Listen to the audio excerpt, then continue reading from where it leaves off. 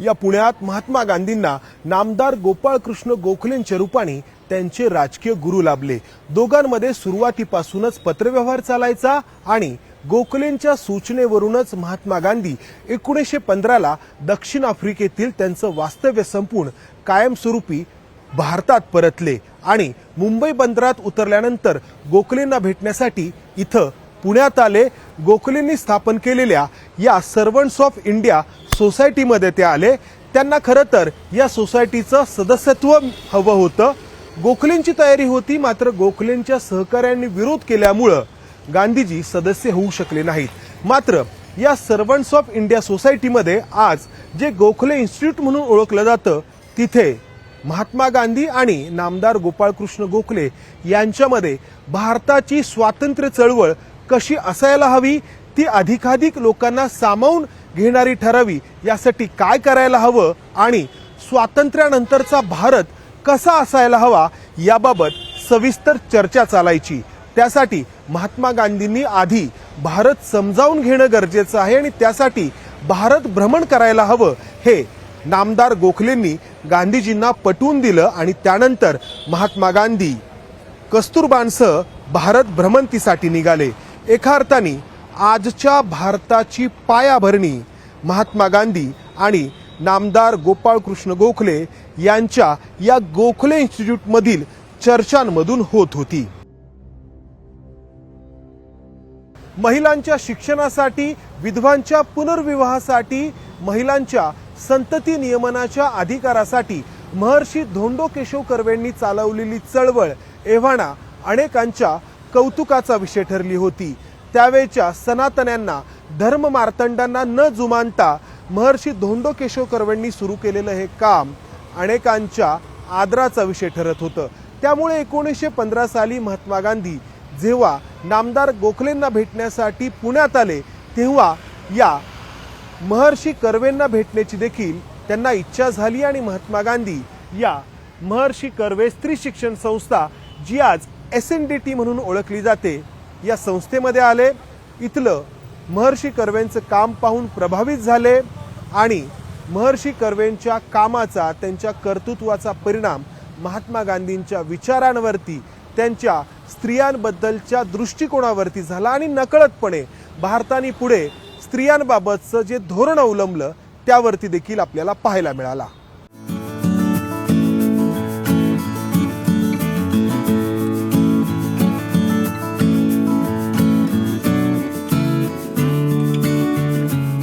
महात्मा गांधींच्या प्रत्येक कृतीला, मग ती समाजकारणातील असो किंवा राजकारणातील, नैतिक अधिष्ठान होतं जे त्यांनी प्राचीन हिंदू संस्कृतीतून प्राप्त केलं होतं। त्यासाठी जगभरातील विद्वानांच्या ते वेळोवेळी संपर्कात असायचे आणि पुण्यातील या भांडारकर प्राच्यविद्या संस्थेचा देखील यामध्ये समावेश होता। या संस्थेमध्ये चालणारं संशोधन, इथल्या विद्वानांनी वेळोवेळी निर्मिलेले ग्रंथ यांच्याबद्दल महात्मा गांधींना आकर्षण असायचं आणि या आकर्षणातून महात्मा गांधींचा या संस्थेसोबत, इथल्या विद्वानांसोबत सतत पत्रव्यवहार असायचा। आणि महात्मा गांधींनी 1945 साली सरदार वल्लभभाई पटेल यांच्यासोबत या संस्थेला भेट देखील दिलेली होती।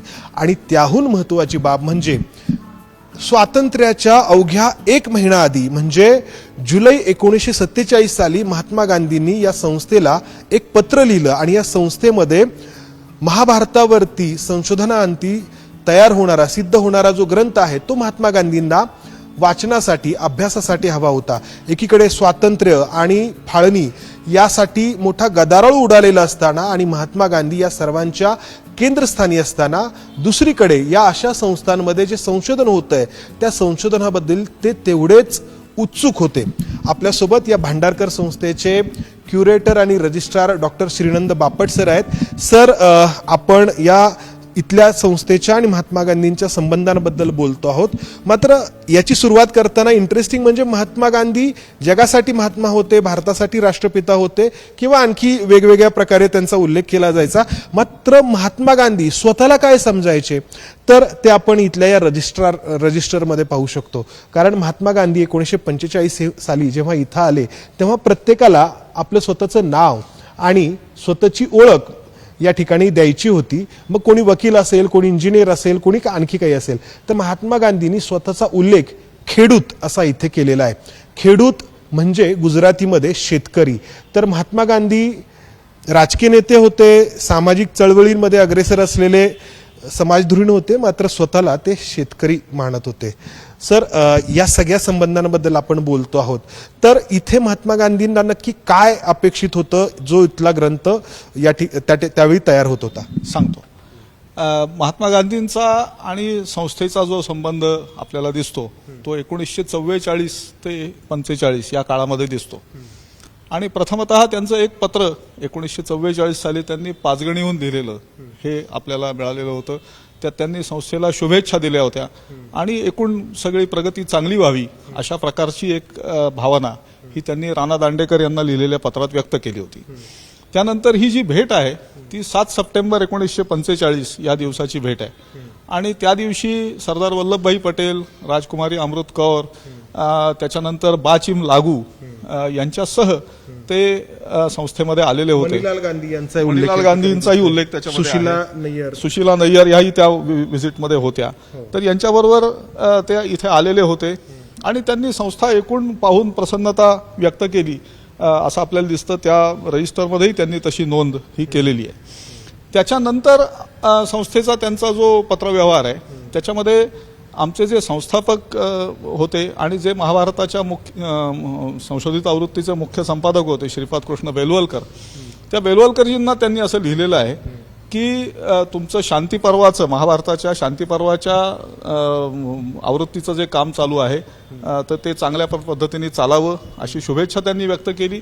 आणि त्याचबरोबर भीष्म पर्वाची जी आवृत्ती प्रसिद्ध होणार आहे तर ती प्रसिद्ध झाल्यानंतर त्याची प्रत तुम्ही मला अवलोकनाला अवश्य पाठवून द्या अशी त्यांनी विनंती त्याच्यामध्ये केली आहे.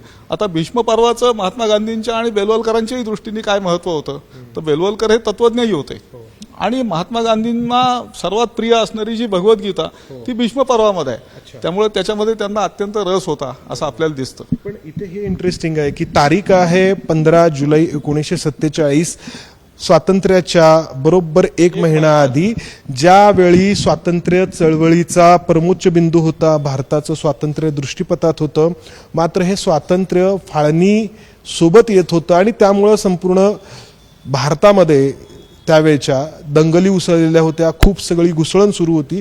मात्र त्यातून देखील वेळ काढून महात्मा गांधींना इथे सुरू असलेल्या संशोधनामध्ये रस होता. निश्चितच. आणि ही अत्यंत महत्वाची गोष्ट आहे. त्यांचे ते आशीर्वाद हे संस्थेच्या दृष्टीने अत्यंत मोलाचे हे त्यावेळेला निश्चितच होते. तर या ठिकाणी संशोधन होत होतं. पुढे ती प्रत महात्मा गांधींपर्यंत पोहोचली की काय? ती प्रत मात्र त्यांच्यापर्यंत दुर्दैवाने पोहोचू शकली नाही. त्याच्या आतच त्यांचा हत्या त्यांची झालेली होती.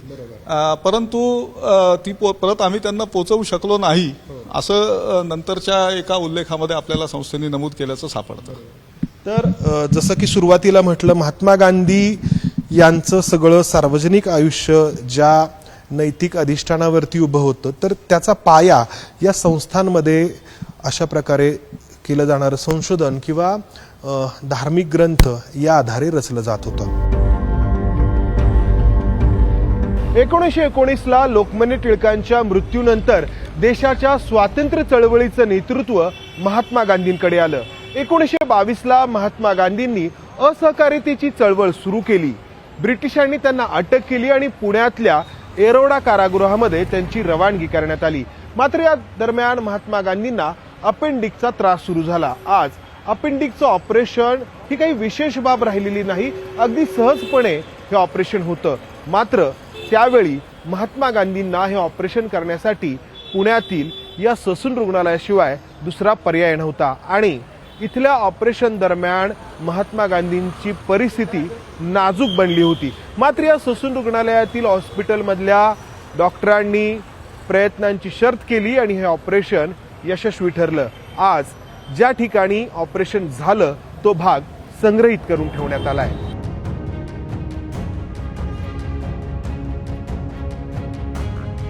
एकोणीसशे साली इंग्लंडमध्ये झालेल्या गोलमेज परिषदेमध्ये डॉक्टर बाबासाहेब आंबेडकर आणि महात्मा गांधी यांच्यामध्ये स्वतंत्र मतदारसंघाच्या मुद्द्यावरून मतभेदांना सुरुवात झाली.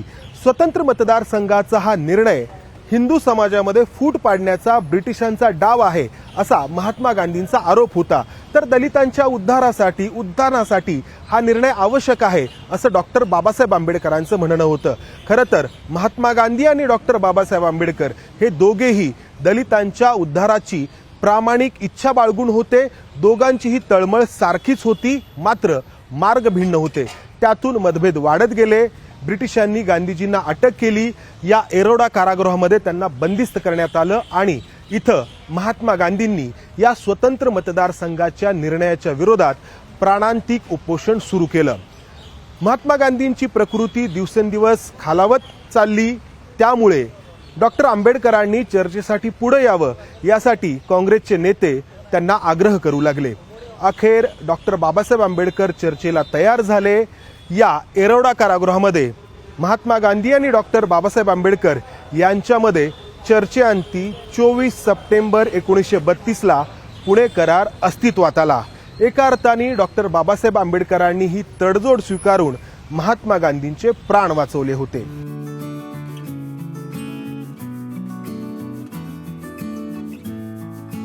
महात्मा गांधींना मारण्याचा पहिला प्रयत्न 25 जून 1934ला झाला, तो देखील या पुण्यातच. महात्मा गांधींनी अस्पृश्यता निवारणासाठी चालवलेल्या कामाची दखल घेऊन त्यावेळच्या पुणे महापालिकेने त्यांचं व्याख्यान आयोजित केलं. त्यांचा सत्कार करण्याचं देखील ठरलं. त्यावेळी पुणे महापालिकेचं कामकाज या विश्रामबाग वाड्यातून चालायचं. त्यावेळची पुणे महापालिकेची इमारत म्हणून याच विश्रामबाग वाड्याला ओळखलं जायचं. आजची पुणे महापालिकेची इमारत उभी राहायची होती. कार्यक्रमासाठी महात्मा गांधी, कस्तुरबा आणि त्यांच्या सहकाऱ्यांसह 2 मोटारींमधून यायला निघाले. कार्यक्रमाची तयारी पूर्ण झाली.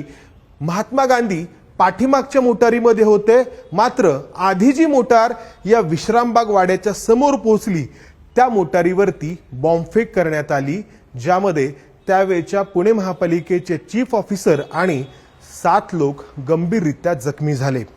महात्मा गांधी सुदैवाने त्यातून वाचले. मात्र पुढे ज्या कारणांसाठी महात्मा गांधींची हत्या केल्याचा दावा केला गेला त्यापैकी कोणतंही कारण, त्यापैकी कोणतंही निमित्त 1934 साली अस्तित्वात नव्हतं, किंबहुना त्याची चर्चा देखील नव्हती. मग 1934 सालीच महात्मा गांधींना मारण्याचा प्रयत्न का होत होता? हा विश्रामबाग वाडा आणि या विश्रामबाग वाड्याच्या भिंती आज देखील हा प्रश्न विचारतायत.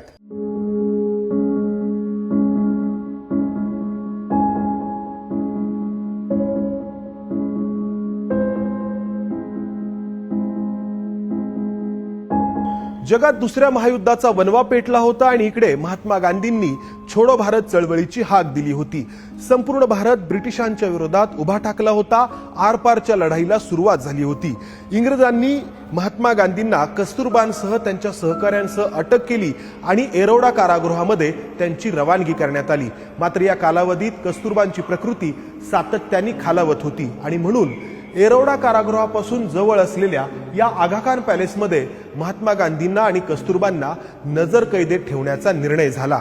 मात्र इथं देखील कस्तुरबांची प्रकृती सातत्याने खालावत गेली आणि अखेर 22 फेब्रुवारी 1944ला कस्तुरबांचं या आगा खान पॅलेसमध्ये निधन झालं. एकीकडे महात्मा गांधी त्यांच्या वैयक्तिक आयुष्यातील अतीव दुःखाच्या प्रसंगाला सामोरं जात होते आणि त्याचवेळी राष्ट्रीय लढ्याचं नेतृत्व करण्याची जबाबदारी देखील त्यांना पार पाडावी लागत होती. महात्मा गांधींच्या आयुष्यातील एक अतिशय हळवा प्रसंग या आगा खान पॅलेसशी आणि पर्यायाने पुण्याशी अशा प्रकारे कायमचा जोडला गेलाय.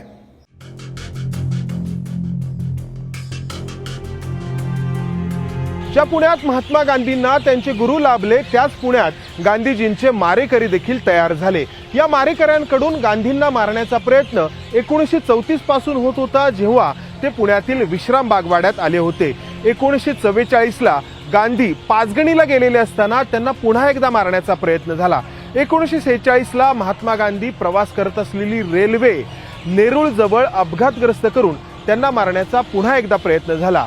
तर 20 जानेवारी 1948ला महात्मा गांधी दिल्लीतील बिर्ला हाऊसमध्ये असताना त्यांना मारण्याचा पुन्हा एकदा प्रयत्न झाला. हे सगळे प्रयत्न निष्फळ ठरले.